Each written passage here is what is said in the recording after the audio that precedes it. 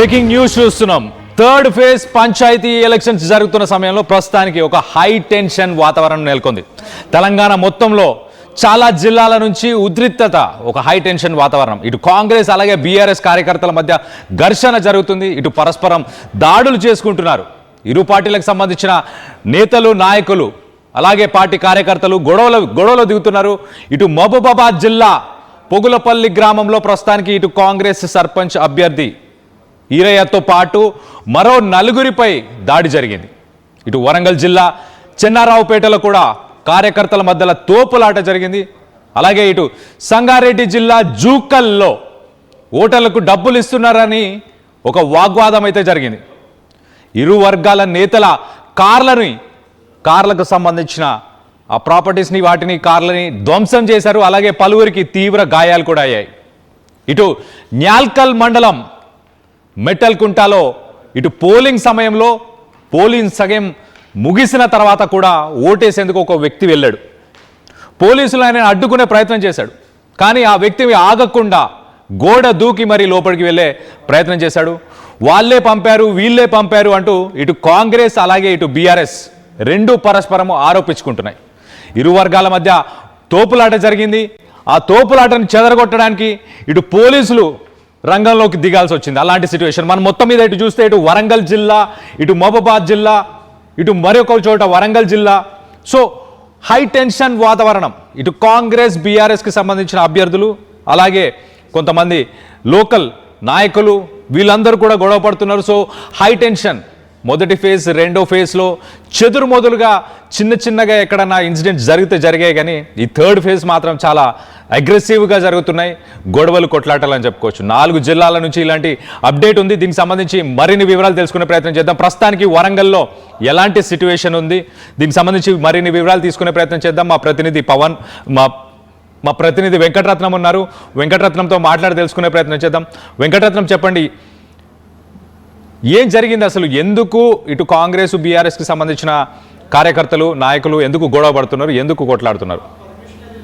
ఇక్కడ కళ్యాణ్, ఇప్పటి వరకు స్థానిక సంస్థల ఎన్నికలు సజావుగా అనుకుంటున్నారు. కానీ ఇక్కడ ఉన్నటువంటి గ్రామాల్లో ఆధిపత్య పోరు అనేది ప్రస్తుతంగా మనం స్పష్టంగా చెప్పుకోవచ్చు. పార్టీల గుర్తులతోటి పోటీ చేస్తే అది పార్టీకి సంబంధించినటువంటి విషయం కాబట్టి మళ్ళీ తెల్లాలేస్తే అందరం ఒకే దగ్గర ఉంటామన్నటువంటి ఒక ఆలోచనలతోటి ఆ స్థానిక సంస్థలైనటువంటి ఎంపీటీసీ, జెడ్పీటీసీ అలాగే ఎమ్మెల్యే, ఎంపీ ఎలక్షన్లో ఉంటుంది. కానీ ఇక్కడికి వచ్చేసరికి గ్రామ పంచాయతీ ఎన్నికలకు వచ్చేసరికి పూర్తిగా ఆధిపత్య ధోరణి అనేది ఇక్కడ స్పష్టంగా కనిపిస్తుంది. ఇక్కడ ఎవరు ఆధిపత్యాన్ని ప్రదర్శిస్తే మరో 5 ఏళ్ల పాటు వారిది ఆధిక్యం ఉంటుంది. కాబట్టి ఎట్టి పరిస్థితుల్లో తమ స్థానాన్ని వదిలిపెట్టుకోవద్దు, ఆధిపత్యాన్ని వదులుకోకూడదు ఇక్కడ అన్నటువంటి ఒక కాన్సెప్ట్ తోటి ప్రతి ఒక్కరు, అంటే పార్టీలు పేర్లు చెప్తున్నారు కానీ పార్టీలు బలపరిచినటువంటి అభ్యర్థులు ఇటు కాంగ్రెస్, బీఆర్ఎస్, బీజేపీ అలాగే స్థానికంగా ఉన్నటువంటి లోకల్గా ఉన్నటువంటి వాళ్ళు కూడా ఇండిపెండెంట్ కూడా పోటీ చేస్తున్నారు. ఎవరి బలం ఎక్కువగా ఉంటే అంత స్థాయి ఇక్కడ మళ్ళీ 5 ఏళ్ల వరకు తమ ఆధిపత్యం చూపించేటువంటి పరిస్థితి ఉంటుంది. కాబట్టి ఎట్టి పరిస్థితుల్లో ఎవరు దీన్ని ఉదాసీనంగా ఉండడానికి కూడా ఇష్టపడకుండా ఖచ్చితంగా సర్పంచ్ ఎన్నికల్లో పోటీ చేయడము అలాగే వార్డు మెంబర్ స్థానాలకు కూడా పోటీ చేసినటువంటి అభ్యర్థులు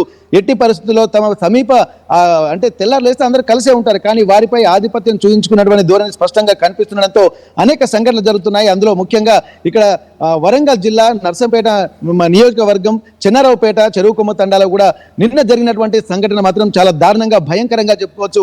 ఎందుకంటే చలిమంటలు కాగుతున్నటువంటి సమయంలో ప్రత్యర్థులపై వాగ్బాణాలు విసరడంతో రెచ్చిపోయినటువంటి ఇటు కాంగ్రెస్ బీఆర్ఎస్ కార్యకర్తలు కూడా విపరీతమైనటువంటి కొట్టుకోవడం జరిగింది. ఇక్కడ చలిమంటలు కాగుతున్నటువంటి కర్రలతోటి దాడి చేసుకుని ఆసుపత్రిలో పాలయ్యారంటే ప్రస్తుతం ఏ విధంగా ఉన్నది కూడా మనం గమనించాల్సినటువంటి అవసరం అయితే కనిపిస్తుంది. క్షతగాత్రులు మాత్రం రాత్రికి కూడా అక్కడ సమీపంలో ఉన్నటువంటి నర్సంపేట ఏరియా ఆసుపత్రికి తరలించారు. తీవ్ర గాయాల పాలైనటువంటి వాళ్ళ పరిస్థితి కూడా కొంత తీవ్రంగానే ఉన్నటువంటి పరిస్థితి.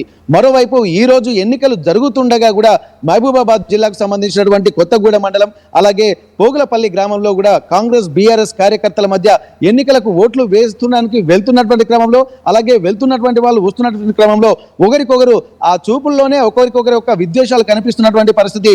ఆ విద్వేషాలు తట్టుకోలేక ఎవరైనా మాట జారి జారితే మాట తూలితే మాత్రం అది విపరీతమైనటువంటి పరిస్థితులకు దారితీస్తుంది.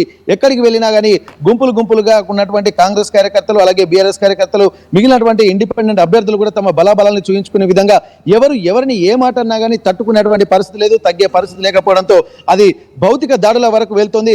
అందులో ఈరోజు పోగులపల్లి తండాకు సంబంధించినటువంటి విషయానికి వచ్చేసరికి అక్కడ కాంగ్రెస్ సర్పంచ్ అభ్యర్థి ఈరియాతో పాటు మరికొంతమంది కూడా కొట్టుకోవడం జరిగింది. ఇక్కడ ఒకరి మీద ఒకరి ఆరోపణలు మాత్రం ఎప్పుడు చేసుకుంటున్నారు కానీ బీభత్సమైనటువంటి అంటే దాడులకు పాల్పడడంతో ఇక్కడ ఒక మహిళ కూడా ఆ స్పృహ తప్పి పడిపోయినటువంటి పరిస్థితి. స్థానికంగా ఉన్నటువంటి వాళ్ళు మహిళను రక్షించేటువంటి క్రమంలో పక్కనే ఉన్నటువంటి ఏరియా ఆసుపత్రికి తరలించారు. ఇక్కడ కాంగ్రెస్ బీఆర్ఎస్ కార్యకర్తలకు కూడా తీవ్రమైనటువంటి గాయాలైనటువంటి పరిస్థితి. ఒక ఆర్మీ జవాను కూడా ఓటు వేయడానికి ఇక్కడ తన తండాకు వచ్చాడు. గ్రామ పంచాయతీ ఎన్నికల్లో తన ఓటు కూడా వినియోగించుకోవడానికి ఆర్మీ జవాన్ వస్తే అతన్ని కూడా కొంతమంది మూకుమ్మడిగా చుట్టుముట్టి భౌతికంగా దాడి చేశారని చెప్పి తను కూడా ఆరోపిస్తున్నటువంటి పరిస్థితి. ఏదేమైనప్పటికీ కూడా ఇట్లాంటి ఘటనలు చిన్న సంఘటనలే అనుకుంటున్నాం కానీ అది తీవ్రమైనటువంటి ఒక పరిస్థితి. ఎందుకంటే మరో 5 ఏళ్ల పాటు ఇక్కడ ఒకరికొకరు ప్రత్యర్థులుగానే మిగిలిపోతున్నారు. ముఖ్యంగా చెప్పుకోవాల్సింది ఏంటంటే ఒకే గ్రామంలో ఉండేటువంటి వాళ్ళు, ఒకే స్ట్రీట్ లో ఉండేటువంటి వాళ్ళు, కొన్ని కుటుంబాలు అయితే ఒకే ఇంట్లో ఉన్నటువంటి వాళ్ళు కూడా వ్యక్తులు పోటీ చేస్తున్నటువంటి సందర్భం. కానీ ఇక్కడ పార్టీల పరంగా చీలిపోయి విద్వేషాలు పెంచుకుంటూ ఒకరిపై ఒకరు భౌతిక దాడులకు కూడా పాల్పడుతున్నారు. ఇక్కడ సంఘటన తెలిసిన తర్వాత పోలీసులు మాత్రం ఇక్కడ ఎక్కడ కూడా ఉదాసీనంగా మాత్రం వ్యవహరించడం లేదు. ఎవరైనా సరే డిస్టర్బ్ చేసేటువంటి పరిస్థితులు కనిపిస్తే వారిని కూడా తీసుకెళ్లి ఇక్కడ బైండ్ ఓవర్ చేసేటువంటి పరిస్థితులు ముందుగానే ఉన్నాయి. ఇప్పటి వరకు ఇక్కడ 3 విడతల్లో జరిగినటువంటి ఎన్నికల్లో కూడా అటువంటి సిచ్యువేషన్ ఉంది కాబట్టి కొంత ఎక్కువగా సంఘటన జరగలేదని చెప్పుకోవచ్చు. కానీ ప్రస్తుతానికి మొదటి విడతలో కూడా ఆ సెన్సిటివ్ ఏరియాస్, రెండో విడతలో అలాగే మూడో విడతలో కూడా ఆ సెన్సిటివ్ ఏరియాలని గుర్తించిన తర్వాత మొదటి విడతలో 77 సెన్సిటివ్ ఏరియాలు గుర్తించి అక్కడ బందోబస్తు ఏర్పాటు చేశారు. అలాగే రెండో విడతలో 80 సెన్సిటివ్ ఏరియాలు గుర్తించి అక్కడ కూడా బందోబస్తు ఏర్పాటు చేశారు. మూడో విడతలో కూడా 68 సెన్సిటివ్ ఏరియాలు గుర్తించి అక్కడ కూడా బందోబస్తు ఏర్పాటు చేసుకుంటూ మళ్ళీ సంఘటనలు ఎక్కడగా పునరావృతం కాకుండా ఉండే విధంగా ఏర్పాటు చేస్తున్నారు.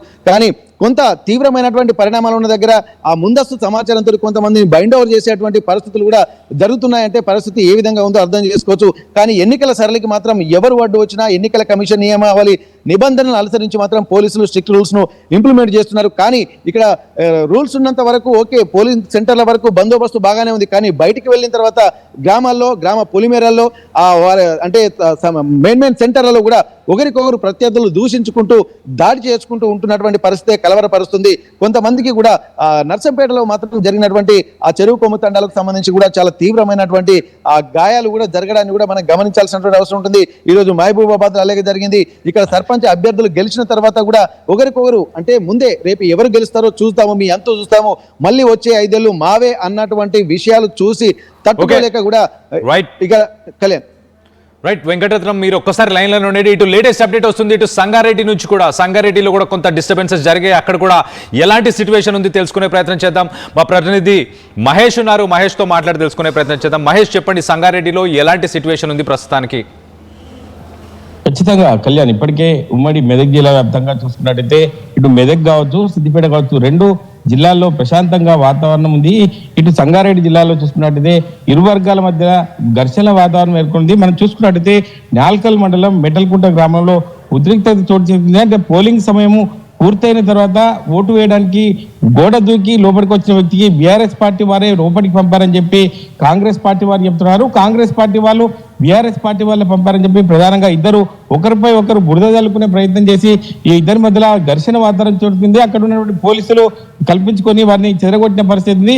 అక్కడ అదే పరిస్థితి చూస్తున్నట్లయితే మరో చూస్తున్నట్లయితే నారాయణఖేడ్ మండలం జుక్కల్లో తీవ్ర ఉద్రిక్తత చోటు చేసుకుంది. ఎందుకంటే నిన్నటి రోజు రాత్రి సమయంలో డబ్బులు పంచారని చెప్పి బీఆర్ఎస్ కాంగ్రెస్ పార్టీ శ్రేణుల మధ్య ఇరు వర్గాలు కూడా ఘర్షణకు దిగారు. ఇద్దరి బండ్ల కాళ్ళకు సంబంధించి ఒక అద్దాలు పాల్గొట్టిన సందర్భాలు చూస్తున్నాం. ఇటువంటి సంఘటన చూస్తుంటే ఒకరి మీద ఒకరు పెట్టుకుంటారు. ఇటు ప్రధానంగా కాంగ్రెస్ పార్టీ వాళ్ళు అధికార దాహంతో అని చెప్పి బీఆర్ఎస్ పార్టీ శ్రేణులు చెప్తున్నారు. ఇటు బీఆర్ఎస్ పార్టీ శ్రేణులు మమ్మల్ని అనవసరంగా ఇబ్బందులకు గురి చేసి కేసులు నమోదు చేస్తున్నారని చెప్పి బీఆర్ఎస్ పార్టీ నాయకులు వాళ్ళు ఆరోపిస్తున్న పరిస్థితి.